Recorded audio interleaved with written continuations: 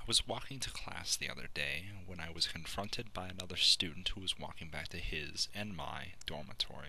He was, to my best recollection, in a red shirt with some sort of advertisement for a radio station or for alcohol or for something, who swaggered towards me with a sort of dignity which he would soon freely give away. He said to me, in his smarmy and sarcastic tone, "Thanks for holding the door open for me." He was trying to jeer me into a response, but I refused to acknowledge him. Do note that we weren't near any door, so I immediately searched for the past instance he was referring to. This took me all of a moment to realize, since there are only a few times where anything of interest had ever occurred when I had opened a door. He was right, after all, that I intentionally didn't hold the door open for him when I certainly could have.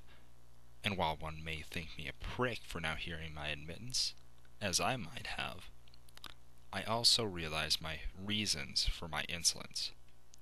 But I refused to acknowledge him. Don't misunderstand. I wanted to speak my reasons to him. I wanted to say to him, people are more gracious when others are less generous. I wanted to tell him that he had just justified me in refusing to be courteous to him, that he had made my point for me. I wanted to tell him that demanding for me to be kind diminishes what it means to be kind. I wanted to tell him that by being a prick, I was furthering the interests of kindness and generosity far better than he was. But I refused to acknowledge him.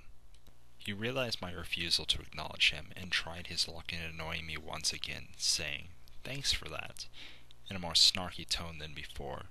Strange that his insolence should rise above my previous indignations, but he wanted to be the greater in some manner, and so he received just that.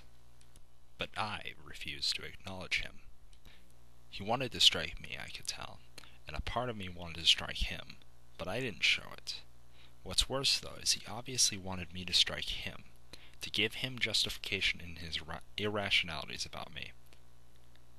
Just a moment later, and we had passed and all but forgotten one another on that sidewalk which had promoted both his display and mine. But why had I refused to acknowledge him? That is for the listener to decipher, but know that the deaf will find the answer all the same.